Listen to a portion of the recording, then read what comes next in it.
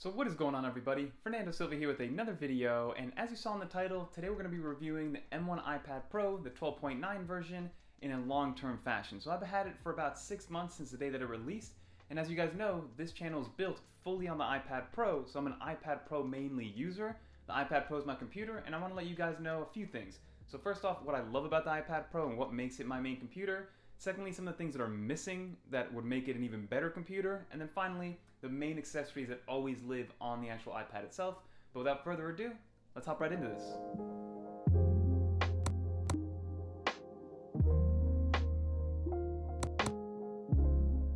Okay, so the first thing that I'm going to mention is the actual iPad that I do have. So I have the baseline model M1 12.9-inch iPad Pro. So we got 128 gigs of storage, 8 gigs of RAM, no actual data, only Wi-Fi. Still has that nice mini LED display, but again, it's just the baseline model, so I paid $1,100 for it, and that is the current price for that baseline model M1 iPad Pro.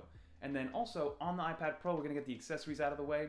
So mainly, I have my Pitaka case that goes onto the back of the iPad Pro and covers the side railings, but still is Magic Keyboard compatible because it has 3 pin connectors that pass through to the actual Magic Keyboard and allows you to still use the Magic Keyboard while protecting the side railings of the iPad Pro. So that's what I always have on the iPad Pro. And then I also have my Paperlike screen protector, and if you guys are always watching the channel, I'm gonna leave you guys one code right here. So first person to actually click on this code or use this code on paperlike.com gets a free Paperlike shipped to their house. So thank you to whoever's watching and got there first. But again, we have the Paperlike screen protector on there, and then also, like you guys saw, I always have it on the Magic Keyboard. Since the Magic Keyboard came out, my iPad has completely lived on there, and it's turned the iPad experience into a totally different one. Yes, it's still running iPadOS and things like that, but now we have a built-in keyboard, we have the built-in trackpad with that mouse support. So the Magic Keyboard is, I want to say, my favorite accessory to a tech item that is ever released. Even though, yes, it's $350, that Magic Keyboard is amazing, and I've had this one for over a year, since it came out.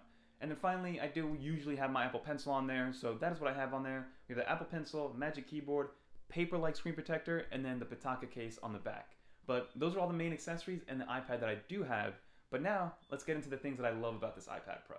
So the main reason that I actually opted to buy an iPad Pro back in 2018 was purely about the design. At that point, I had a 15-inch MacBook Pro. I had my whatever iPhone was the latest and greatest iPhone then, but I really wasn't a tablet person. I really never really got into them. I always viewed iPads as just, you know, a Netflix machine, a YouTube machine, maybe take a couple of notes down, but I would never even use the Pro lineup. You know, my dad had the 2015 iPad Pro, and he used it on occasion, but I always thought to myself, that thing is huge, it's too much to work with, like I would never use an iPad. But then the 2018 iPad Pro came out, and I got it during Amazon Prime Day, and the moment that it came in, I remember looking at this thing and being like, wow, this is crazy. It is literally a slab of glass with metal on the back that allows you to compute whatever you need to an extent. But basically, it is one of the most powerful computers you can get, and it's super thin, super versatile, cool to the touch, looks super cool, and you couldn't even tell what orientation it was in because everything was so seamless and uniform around the iPad. So that is literally what got me into the iPad. I bought it thinking, hey, you know, maybe I could use an iPad around the house, whatever. I wanted the 12.9 one because I did have a 15-inch MacBook Pro, so I wanted to get the 13-inch, iPad. But then I opened it and I'm like, holy crap, like this thing is amazing, and this is so much more than a tablet. And then I also remember thinking to myself, like, wow, like there is no other tablet in the market like this. And from then on, Apple has literally put their flag down on the tablet world and said, try to compete with this. You'll never be able to compete with this. Our tablets are going to be world class and first of its kind.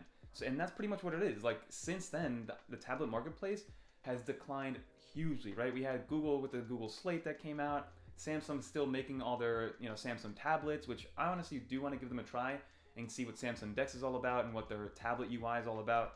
But again, like when you see a tablet out in the world, what do you really see? Especially here in the US. You see iPads of all different generations and all different sizes. So again, the design and the versatility of this iPad is what drew me into it. And then what kept me in there was actually the OS optimization. Even though, yes, we are dealing with iPadOS apps and iPad apps, iOS apps, and not any real macOS and desktop class apps, these apps were built so well and were so optimized for that A12X and the A12Z and now the M1 that, again, Apple was just so far ahead of its class, and they put up so much power into these chipsets. It was amazing. And I think what Apple did with their iPad Pro lineup was really test out how far they could take their A-series chip and then eventually convert it to that M1, which we now see in, I want to say, 90% of Apple's products, at least their computing products, right? We have it in the MacBook Airs, the MacBook Pros, the new M1 Pros and M1 Max. They're in all the latest iPad Pros. So again, I think the iPad Pro lineup was Apple's kind of testing ground to see how far they could push that SoC. And honestly, you guys have seen the proof. These M1 chips are pretty crazy.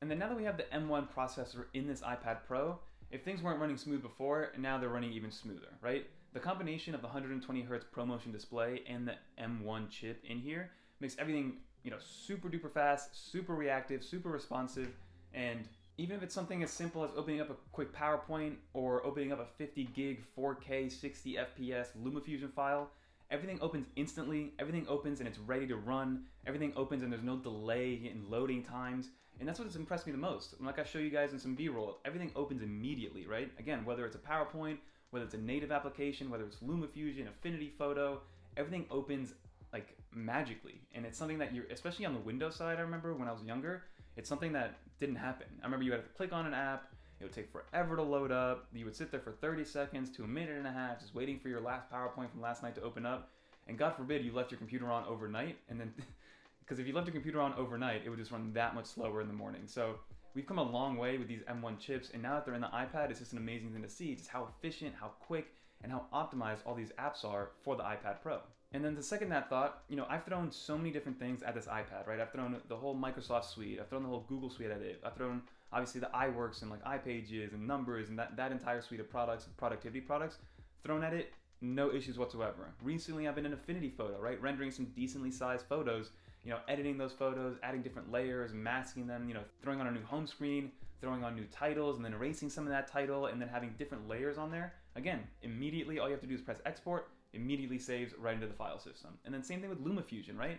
I'm dealing with 4K files that are 30 FPS, sometimes 60 FPS if I want to do some slow motion shots, and then my files range anywhere from 5 to 10 gigabytes, and they export in real time, if not faster, right? They're going to export faster than time actually passes in real life, which again is crazy to see. And I don't even think LumaFusion is fully optimized for the M1, because if it was, I think that the speeds would be a little bit faster. But again, it's just amazing what you can do on such a thin and portable and versatile device. And that's what's kept me in this iPad ecosystem in iPadOS, because everything, A, now at this point I'm used to it, and B, everything just runs so efficiently. And again, these iPads were way faster than the old Intel MacBook Airs before they put the M1 into the MacBook Airs. And then the addition of that 8 gigs of RAM, because the one thing that kind of plagued the iPads, especially the 2018 iPad Pros, was that all the models except for the 1 terabyte, or the highest version at that point, which I think was either 512 or 1 terabyte, that one had 6 gigs of RAM. But all the other models, so the model that I had 4 gigs of RAM, and the one thing that I did notice was that RAM management wasn't great. And what I mean by that is that multitasking, so when I had a bunch of things open, if I went back to the third app or the fourth app, that third and fourth app would reload every single time I would go into it. I mean, it would reload quickly, but still I would lose wherever I was, especially if I was playing NBA 2K, I remember. If I was in the middle of the game and I wanted to stop and check an email and then go back, it would reset the entire game and have to start over, which, again, first world problems, but it was just something that I noticed with the 2018 iPad Pros. And then with Apple putting the M1 and then 8 gigs of RAM standard in the iPad Pros and up to 16 gigs of RAM, the multitasking and the RAM management is freaking chef's kiss, out of this world. I very rarely have apps reload on me, and usually the ones that do reload are like from a week ago and 30 apps down the line of the multitasking carousel. So that one, I'll give it a pass. But if you're in the middle of the same day, you're interchanging between 5 to 10 applications, you're going to be totally fine. Nothing is going to happen. Everything's going to load up properly. There's not going to be any reloading of applications. And that's what I love about these M1 processors with the 8 gigs of RAM. It's just, it can handle anything you throw at it. So that's what I love from an optimization and like software standpoint. And then again, you can't forget of the millions of applications that iPadOS has access to through the App Store, which is even way more robust than all the apps that you can get on a macOS computer or even a Windows computer. But if we continue on, the next thing that I do want to talk about is the hardware itself, because the hardware also is what makes it amazing, what sets it apart from all other tablets in the market, and what makes it, the king iPad in the lineup, right? So the first thing we're going to talk about is a mini LED display. That mini LED display, even though you can't really tell, especially if you haven't come from a liquid retina display, and especially if you can't hold them side by side, the mini LED display is a visible upgrade. It is a tangible upgrade to the liquid retina. The liquid retina was fine. The liquid retina was still amazing, especially because it still had that 120 Hz ProMotion. And before the mini LED, I had zero complaints about the liquid retina. But now with the mini LED, you get blacker blacks. You get a lot more of the color spectrum. I think it has a P3 color gamut. And it just looks crisper, and with the HDR content, it's even that much better. There were a couple issues with the blooming effect, but again, since that whole wave happened of people saying, whoa, the blooming effect, after that week or 2 weeks of people freaking out about it, have you heard about the blooming effect lately? No, you haven't, because it's not a real issue and it's not something that you notice. And if you do, you kind of forget about it. And then another thing that's so impressive with this thing is, again, the form factor is so thin, but the fact that they have that quad speaker system, it's so loud, it's so bassy, it's so clear, it doesn't distort at high volumes. Like, you don't need a Bluetooth speaker.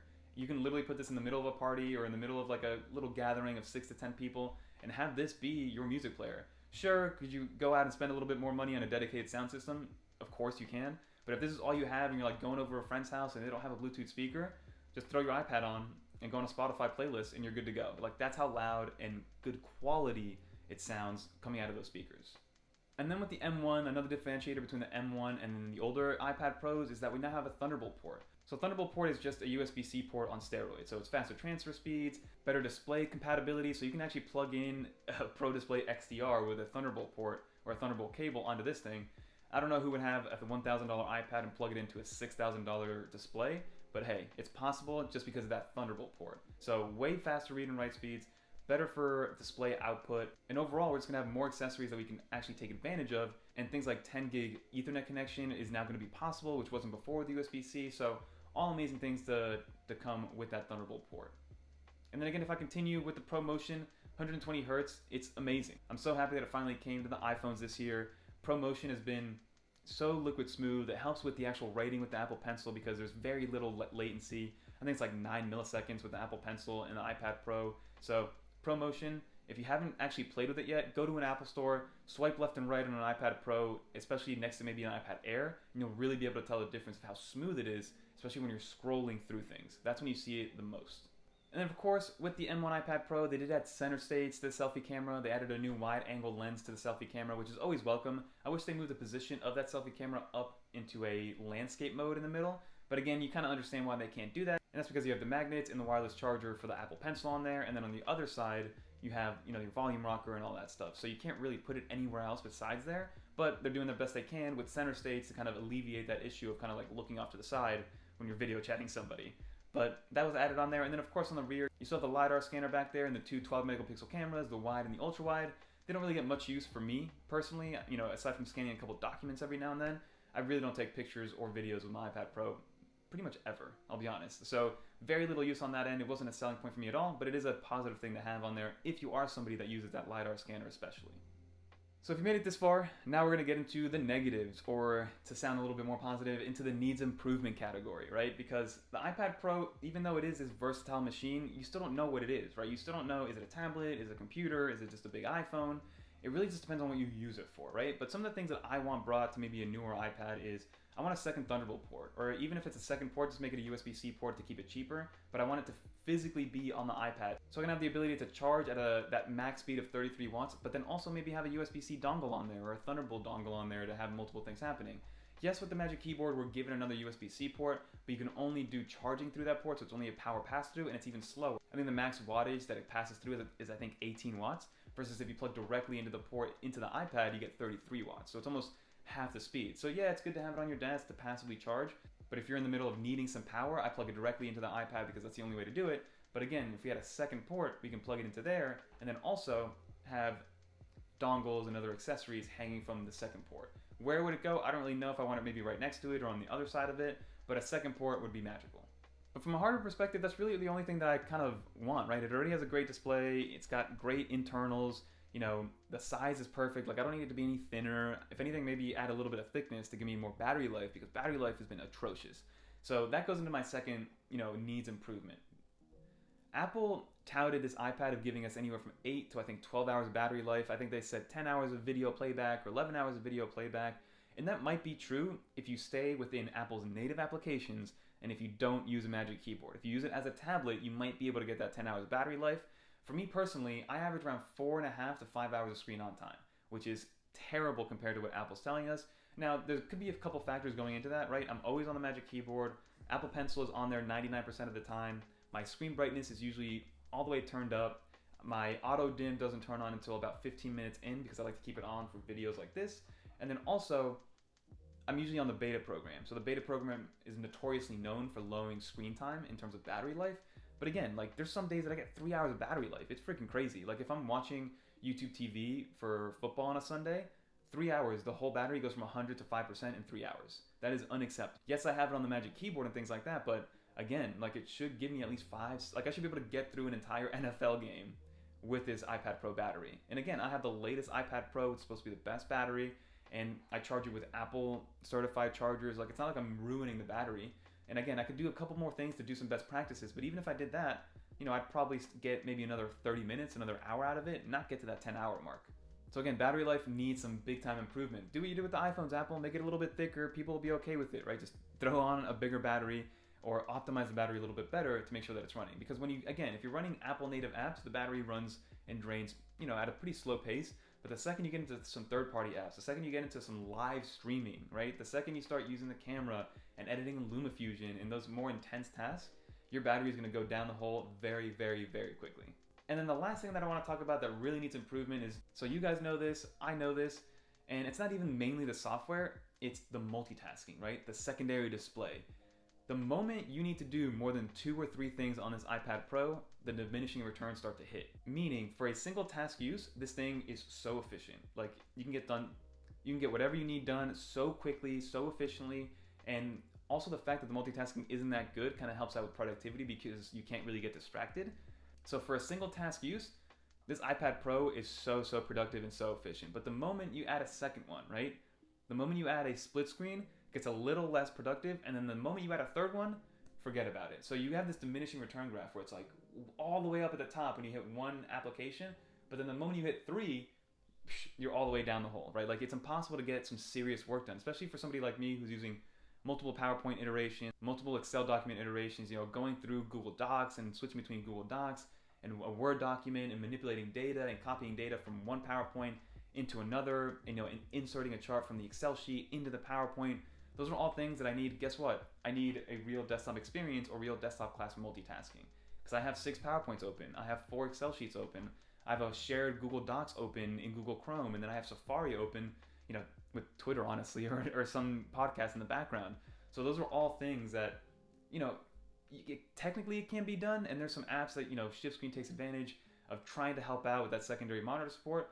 But again, Apple I don't know why they're not giving us some sort of secondary monitor support. Like, if a third-party developer can create something like Shift Screen and it runs so well, imagine what Apple can do. Like, a $1 trillion company, imagine what they're holding back. Like, I'm sure they played with the idea a ton, but they're just not giving us what we want because it could cannibalize MacBook sales. But again, I did talk about that in another video, but that's the biggest thing that's missing for me, right? It's the ability to multitask and get some real work done with multiple apps open, and then also secondary monitor support. Like, let me plug in to a monitor with my Thunderbolt port that you gave me and my Thunderbolt or my USB-C port, BenQ monitor behind me that can plug directly in. Like, let me get a secondary screen, even if it is just another iPad screen. Like, let me move my apps around. Let me have like 4 things open. Like, I would take, like, even if Apple gave us a secondary monitor support where it just showed me another home screen of the iPad. So let's say I can have maybe 2 multitasking windows on the main screen and then 2 multitasking windows on the iPad screen where it's not mirroring and it's actually 4 different applications open. That would be enough. Like, I don't even need floating windows right now. Just give me something better than mirroring my display and getting letterboxed and making it look ugly and not letting me do anything besides use the main iPad Pro screen. But that is my rant when it comes to the negatives. So the negatives are just give me another port and improve the overall iPadOS, desktop Pro experience. Like, if you're gonna call this a Pro device, you got to be able to encompass that whole Pro umbrella. Like this, yes, I know that a lot of Pro designers use this. I know that a lot of Pro filmmakers can use this. But what about the other side of the spectrum? What about the Pro business owner? What about the professional salesman that's using a lot of Microsoft products? Like, I know that Apple's made for design and all that fun stuff and creativity, but there's that other side of the umbrella, like the business side of the umbrella, that gets forgotten about. And I kind of fit into the middle and lean towards that way. But that is it. That is my rant on this iPad Pro. And then finally, 6 months later, do I recommend it? As a main computer, like, if you know what you're getting yourself into, make sure your applications that you need work on the iPad Pro, then by all means, like, this thing is an amazing device. Like, I could run the entire YouTube channel, and I do run the entire YouTube channel purely using this thing. Why? Because it's a simple workflow, and it's a very efficient workflow, right? Record on the iPhone, airdrop to the iPad, edit on the iPad on LumaFusion, edit my photos that come from the iPhone, edit that in Affinity Photo, use the actual YouTube and YouTube Studio app to upload everything, get my comments done or get my description done, and boom, it's done. And then I just manage everything in a Google Drive account on like Excel or Numbers, whatever the Google version is. I forgot the name of it. There's so many of them. But I just manage all like the financials on there. So everything is done on the iPad. The only time I leave the iPad is when I need the MacBook, again, with that PowerPoint situation. So my recommendation is if you know what you're getting yourself into and you want your iPad to be your main computer, it can 100% be done. I've been doing that for 2.5, almost 3 years now at this point, and I don't really plan to let up. Even if Apple doesn't give me multitasking, if Apple gives me the same iPad OS for the next 5 years, I'm probably gonna stick with it because I just love the iPad that much. But if you're like a student, if you're a first-time user, if you don't really know what the iPad can do, you just like it because it looks cool, you might be better off getting a $900 MacBook Air, the M1, because it comes with a keyboard, comes with a trackpad, comes with the M1 chip, gives you 256 gigs of base storage, 8 gigs of RAM. It's a familiar desktop experience with Mac OS, versus here, it's $1,100 for an iPad, $350 for the Magic Keyboard, $130 for the Apple Pencil, and it's an operating system that you have to learn, especially if you're not used to it. But that is my 2 cents. I always recommend the iPad. If you really want it, you know who you are, go get it. The thing is amazing, and I'm gonna stick with it for a while. But if you're, again, a first-time laptop buyer, I'm more than likely gonna steer you over to something like Mac OS, just because it's easier to use, and I don't want people to come back to me and be like, oh, you made me spend $1,500 and I can't even open this application. Or you made me spend $1,500 and I can't even open more than 2 windows. It's just the reality that we live in, everybody. But that's gonna do it for this video. Hopefully you guys stick around for the end of the video. And if you guys made it to the end of the video, you guys are legends. Leave a comment down below. What is something that you love about the iPad Pro that makes you keep going back to it? And then what is something that's missing from it that really is kind of interrupting your workflow, or there's something that's missing from it that's stopping you from making it your main computer? Always curious to find out. And if you don't have an iPad Pro, let me know which one you have and how you use it in your workflow. Is it just a leisure device? Is it something you get real work done with? Or is it somewhere in between? It's leisure when you want it and a work thing when you need it. But that's gonna do it for this video. Thank you so much for watching. I know this was a little bit of a long one, but the iPad Pro is my baby, and I love my iPad Pro, and I wanted to give it justice in this video. But until next time, peace. I'm gonna get up, I swear. Just gotta move the microphone.